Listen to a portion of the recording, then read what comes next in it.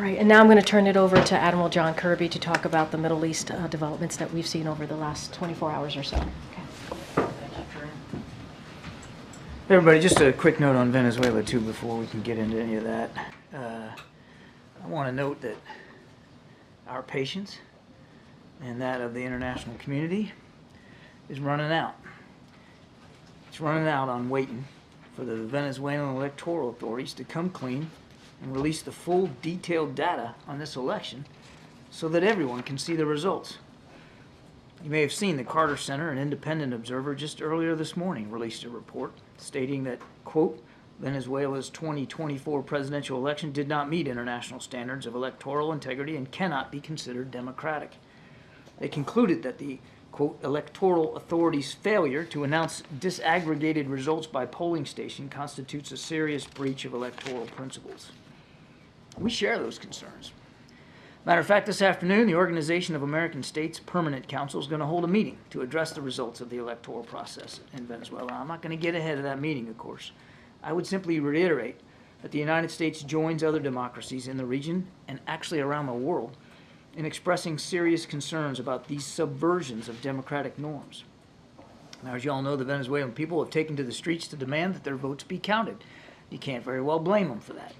We have serious concerns about the reports of casualties, violence, and arrests, including the arrest warrants that Maduro and his representatives issued today for opposition leaders. Alongside the international community, we're watching, and we're going to respond accordingly.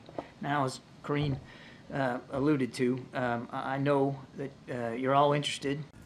The international community, the United States included, is running out of patience on waiting for Venezuelan electoral authorities to come clean and release a full, detailed data on this election so that everyone can see the results. A number of independent observers earlier have released a report and stated that Venezuela's 2024 presidential election did not meet international standards of electoral integrity and cannot be considered democratic. The international community is running out of patience. We are waiting, and there is a clear action that the Venezuelan Electoral Commission can take, and that is a full, detailed publication of this election data.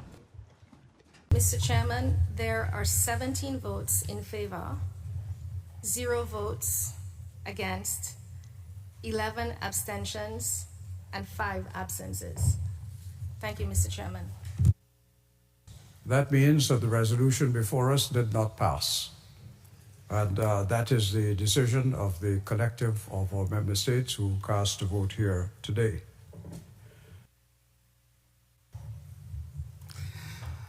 It is clear that Edmundo Gonzalez Urrutia defeated Nicolas Maduro by millions of votes.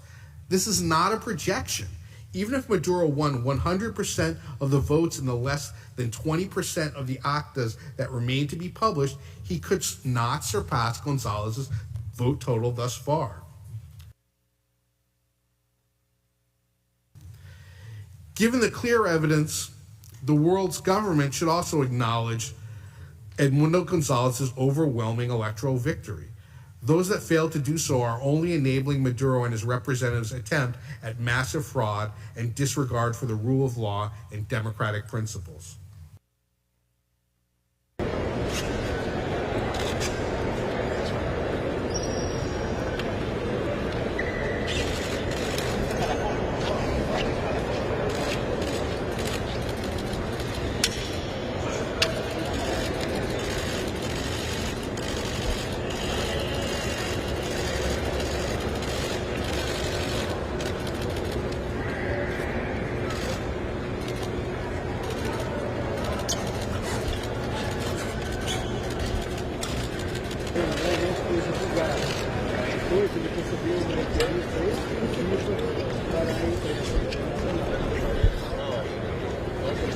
Que el gran polo patriótico y el Partido Socialista Unido de Venezuela está listo para presentar el 100% de las actas electorales que están en nuestras manos, y espero que la sala electoral haga lo mismo con cada candidato y cada partido.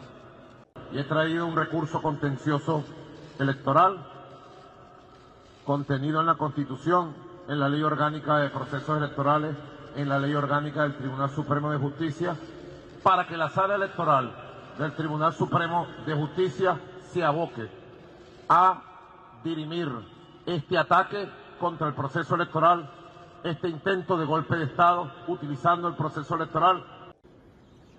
Poder Moral, Fiscalía General de la República, cite a todos los candidatos presidenciales inscritos, a los 38 partidos,